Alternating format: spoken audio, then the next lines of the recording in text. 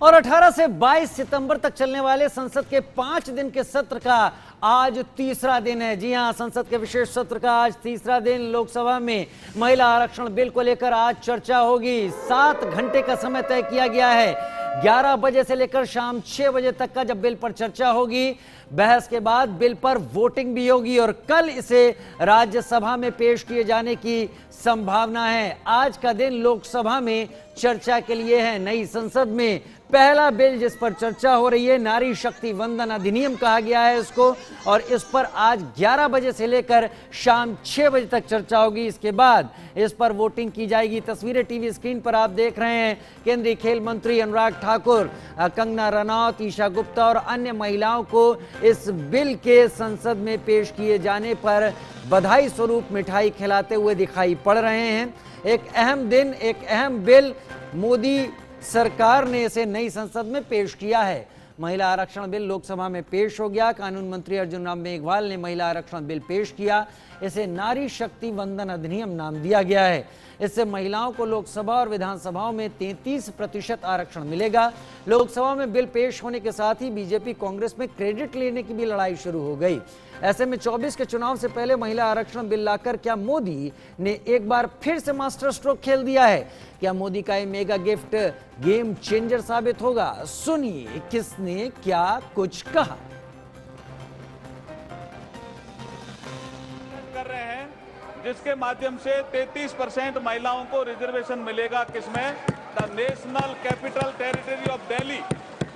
उसके बाद हम आर्टिकल 330A में अमेंडमेंट कर रहे हैं जिसके माध्यम से लोकसभा में reservation of seats for schedule caste and schedule tribe, जो प्रावधान पहले से है उसी में ही हम 33% महिलाओं के आरक्षण की बात कर रहे हैं। उसी में हम 33% महिलाओं के आरक्षण की बात कर रहे हैं।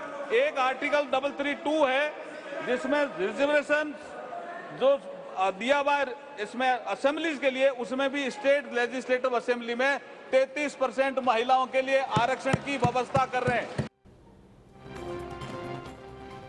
केंद्रीय मंत्री स्मृति ईरानी ने महिला आरक्षण बिल को संसद में पेश करने पर प्रधानमंत्री मोदी को श्रेय दिया है। कहा कि पार्टी ने हमेशा से महिलाओं को आगे किया है। केंद्रीय मंत्री स्मृति ईरानी जी हैं। स्मृति जी, आज ऐतिहासिक क्षण, महिला आरक्षण बिल को पेश कर दिया गया, क्या कहेंगे? वर्षों के महिलाओं के संघर्ष को आज समाधान तक पहुंचाने के लिए देश के यशस्वी प्रधान सेवक जी को विशेष आभार देती हूं। आप जानते हैं कि भारतीय जनता पार्टी पहला वो राजनीतिक दल है जिसने अपनी पार्टी में महिलाओं को आरक्षण दिया ताकि पार्टी और संगठन के माध्यम से विशेषतः गरीब और ग्रामीण अंचल की बहनें, आदिवासी बहनें, दलित बहनें, इनको मौका मिले कि वो अपने देश के संवैधानिक इतिहास की रचना करने में उनका भी योगदान रहे। ये कहना उचित होगा कि श्रद्धेय अटल बिहारी वाजपेयी जी ने अपने कार्यकाल में प्रयास किया था कि वो इस बिल को पारित करें, तब भी कांग्रेस और उनके समूह के मित्र जो हैं अन्य दलों के, उन्होंने अटल जी का विरोध किया था। ये भी सत्य है कि कांग्रेस ने जब कोशिश की तब यूपीए के दल के लोगों ने ही कांग्रेस का बहिष्कार करने का नाटक रचा और कांग्रेस ने अपने आप को असहाय दिखाने का नाटक रचा।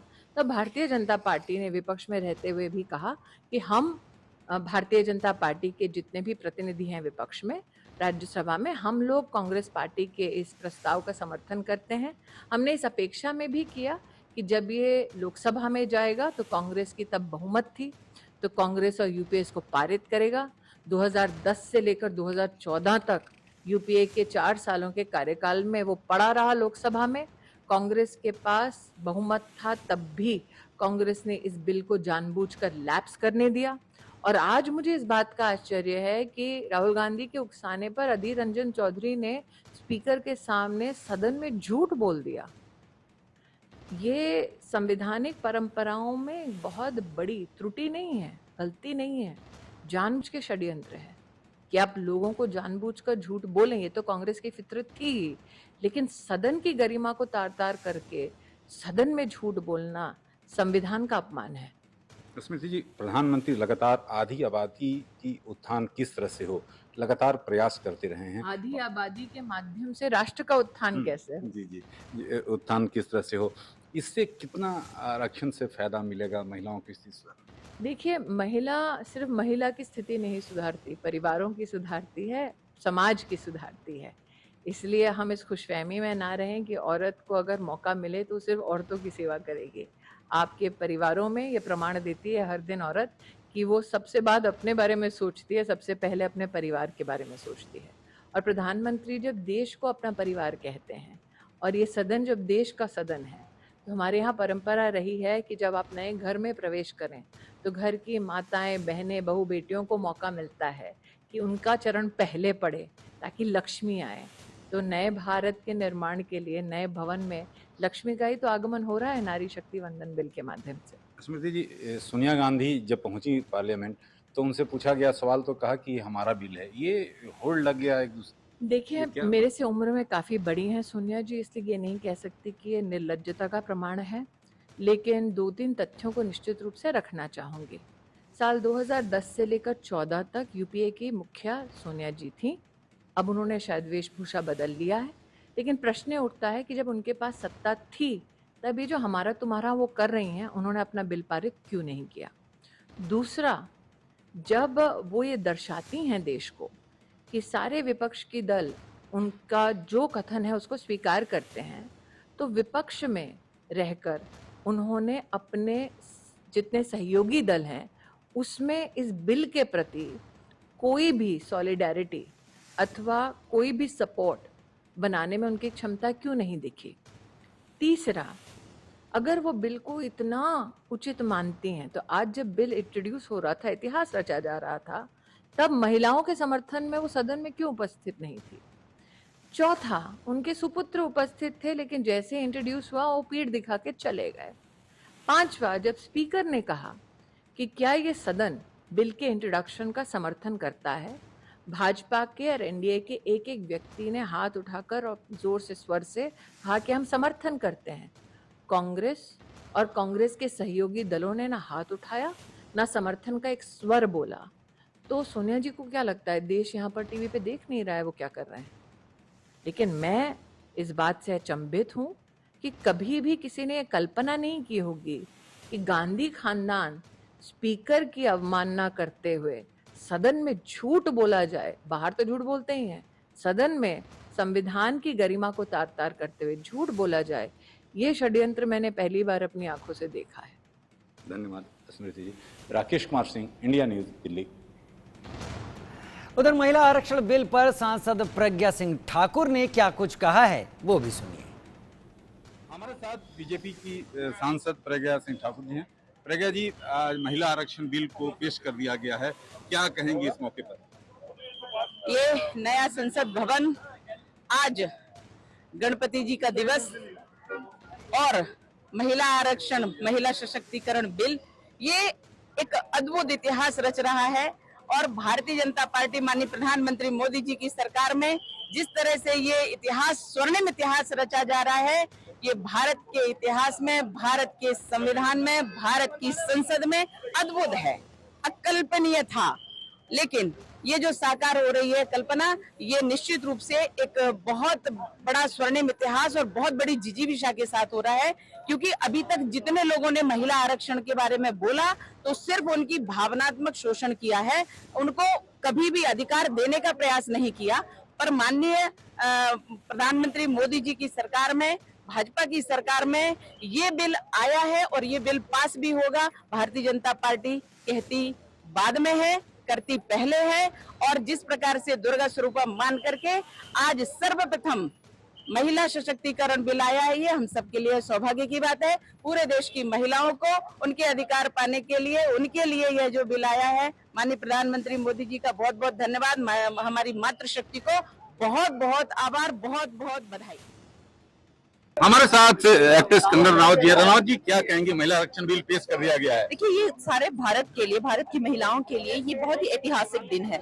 क्योंकि आज जो है ये न्यू पार्लियामेंट में जो पहला सेशन जो हुआ है, ये किसी भी मुद्दे पे हो सकता था, लेकिन ये महिलाओं के सशक्तिकरण पे, वुमेन एम्पावरमेंट पे हुआ है। तो इससे पता चलता है कि जो भारतीय जनता पार्टी, हमारे ऑनरेबल प्राइम मिनिस्टर, उनकी क्या सोच है, उनकी क्या परसेप्शन है वुमेन को लेके। ये बहुत बड़ा एक प्रेसिडेंट स्थापित होकर रह जाएगा पूरे देश के लिए, जहाँ पे वुमेन को, उनकी एम्पावरमेंट को एज अ प्रायोरिटी जो देश देख रहा है, तो ये समस्त राष्ट्र के लिए भी एक बहुत बड़ा एक एग्जाम्पल बना। नया संसद और आज ऐतिहासिक दिन, आज नया संसद और ऐतिहासिक दिन, नया संसद, जी नया संसद और ऐतिहासिक दिन। और ये इस दिन, जैसा मैंने कहा कि इस सेशन में जो पहला सेशन हुआ वो वुमेन एम्पावरमेंट को लेके हुआ, so it is something extraordinary. धन्यवाद। Rakesh Kumar Singh, India news, Delhi. हमारे साथ बातचीत करने के लिए शिवसेना की सांसद प्रियंका चतुर्वेदी जी हैं। बहुत क्योस लगाया जाता है सरप्राइज क्या है, लेकिन फाइनली कैबिनेट ने पास किया है और चर्चा यही है कि कल वुमेन रिजर्वेशन बिल संसद में आएगा। एक्चुअली अभी तक कोई कंफर्मेशन नहीं है, जब तक हमारे पास कंफर्म न्यूज़ नहीं आती है तब तक हमें पता नहीं है। तो सोर्सेज बेस्ड इन्फॉर्मेशन और कंजेक्चर्स लगाना मैं मानती हूँ गलत है, पर अगर ये वुमेन रिजर्वेशन तो मन में सवाल जरूर उठता है। एक देश के पूर्व प्रधानमंत्री राजीव गांधी जी थे, जिनके पास पूर्ण बहुमत था, उन्होंने 73rd और 74th कॉन्स्टिट्यूशनल अमेंडमेंट कर लोकल गवर्नमेंट में महिलाओं को भागीदारी दी। तब से लेकर अब तक कोई सरकार ऐसी नहीं आई थी जिनके पास पूरा बहुमत हो। नरेंद्र मोदी जी की आई थी, उनके मैनिफेस्टो में था। 9.5 साल बाद महिलाओं को जो अधिकार मिल रहा है, किस रूप में मिल रहा है, कब से मिल रहा है, क्या क्या उसमें प्रावधान होंगे, क्या वो 2010 वाला बिल है, एक नया बिल पेश किया जाएगा, ये सब आजकल एज ए विमेन एमपी आप सपोर्ट करती हैं कि हाँ ये बिल आना चाहिए? मैं बता दूं, मैं बार बार यही कहती हूँ कि मेरी जर्नी अगर किसी ने देखी होगी, उन्होंने ये जरूर देखा होगा, my commitment to women empowerment has been total right from the first day of my parliament to now. I have been fighting for reservation and having a quota for women, और अगर वो हो रहा है तो मैं उसका स्वागत करूँ। बहुत शुक्रिया आपसे बातचीत करने के लिए। Rakesh Tandon, India news. उधर महिला आरक्षण को लेकर हमारे सहयोगी राकेश कुमार सिंह ने बॉलीवुड एक्ट्रेस ईशा गुप्ता से भी खास बातचीत की। सुनिए क्या कुछ कह रही हैं ईशा गुप्ता। हमारे साथ ईशा जी हैं। ईशा जी, बिल आया है, किस तरह से देखती हैं? देखिए, यही कहूंगी कि एक नया भारत है और नए भारत की नई फेस है, जिसे बोलते हैं शक्ल है। हम बदल रहे हैं भारत को, हम चाहते हैं हमारा भारत बहुत आगे बढ़े, और चाहे बच्चा हो, औरत हो, बूढ़ा हो, हम सब चाहते हैं कि सब हर हिंदुस्तानी इतना स्ट्रॉन्ग बन जाए कि हम कहीं भी जाएं। जो आजकल भारत का नाम है एक नक्शे पे, हम चाहते हैं कि वो औरतें भी उस नक्शे पे उसे लेके जाए। तो एक बहुत ही अच्छा कदम है विमेन शक्ति पे। नया संसद और नया बिल, जी, ये महिला आरक्षण बिल। जी, ये तो मैं यही कहना चाहूँगी, देखिए मोदी जी की सोच थी, मोदी जी का विजन था। उन्होंने बोला मैं भारत के हर एक उस इंसान को ऊपर लेके जाना चाहता हूँ, और मोदी जी समझते कि औरत का कितना बड़ा महत्व है, तभी भारत माता है, भारत पापा नहीं है, तो उन्होंने वो दिखाने की कोशिश की है। धन्यवाद। साथ बातचीत करने के लिए डॉक्टर फौजिया खान एनसीपी से राज्यसभा सांसद हैं। मैम, अब तक ये क्योस लगाया जा रहा था, लेकिन कैबिनेट ने विमेन रिजर्वेशन को पास किया, कैबिनेट नोट लगी है। संभावना यही है कि कल ये बिल संसद में आएगा। आपकी अपनी प्रतिक्रिया? बहुत अच्छी बात है। इस मूव को तो हम विमेन वेलकम ही करेंगे। कई दिनों से हम लोग ये डिमांड कर रहे थे कि विमेन्स रिजर्वेशन बिल आना चाहिए, क्योंकि बीजेपी के मैनिफेस्टो में ही ये 8 साल पहले था। तो अगर 8 साल पहले ये बिल आ जाता तो आज तक तो बहुत कुछ तस्वीर बदल जाती थी। लेकिन चलो, देर आए दुरुस्त आए, आ रहा है, लेकिन कौन से रूप में आ रहा है वो अभी नहीं पता। जब ये हमको समझ में आएगा तो उस पर हम कुछ मैम, भाष्य कर सकते हैं। जब कांग्रेस सरकार ये बिल को लाई थी तो कई रीजनल पार्टीज ने इसका विरोध भी किया था, और कई रीजनल पार्टीज ने इस रिजर्वेशन के अंडर भी रिजर्वेशन की बात करी थी। मुझे लगता है रिजर्वेशन के अंदर रिजर्वेशन एक लेजिटिमेट डिमांड है, क्योंकि जब पुरुषों के अंदर रिजर्वेशन है तो महिलाओं के अंदर भी होना चाहिए। जो कॉन्स्टिट्यूशनल रिजर्वेशंस है वो तो होना ही चाहिए, और वो डिमांड था। आई होप ये बिल जो आ रहा है इस सब के साथ आ रहा है, क्योंकि अगर सच में न्याय देना चाहते हैं महिलाओं को तो ये परफेक्ट रूप में ये बिल आना चाहिए, ताकि वो पास हो सके। और हम अपेक्षा करते हैं कि एक परफेक्टली डिजाइंड बिल अब सदन में पेश होगा। बहुत शुक्रिया हमसे बातचीत करने के लिए। Rakesh Tandon, India news, Delhi. हमारी पार्टी को पूरी उम्मीद है कि चर्चा के बाद इस बार ये महिला आरक्षण बिल जरूर पास हो जाएगा, जो ये अभी तक लंबे अरसे से लटका हुआ था। और इस संदर्भ में मैंने अपनी पार्टी की ओर से एक बार नहीं बल्कि अनेकों बार संसद में ये कहा था कि हमारी पार्टी तो ये चाहती है कि देश की महिलाओं को लोकसभा व राज्य की विधानसभाओं में आरक्षण 33% देने की बजाय यदि उनके आबादी को भी ध्यान में रखकर 50% आरक्षण दिया जाता है तो इसका भी हमारी पार्टी पूरे तय दिल से स्वागत करेगी। को लेकर के ये कहना चाहूंगी, शुक्रिया, बहुत बहुत धन्यवाद। अभी ये तो पहल ही है, अभी बहुत सारे बिल और पास होने बाकी है। मोदी जी को थैंक यू कहना चाहूंगी, महिलाओं को इतना सपोर्ट करने के लिए, इतना समझने के लिए। धन्यवाद।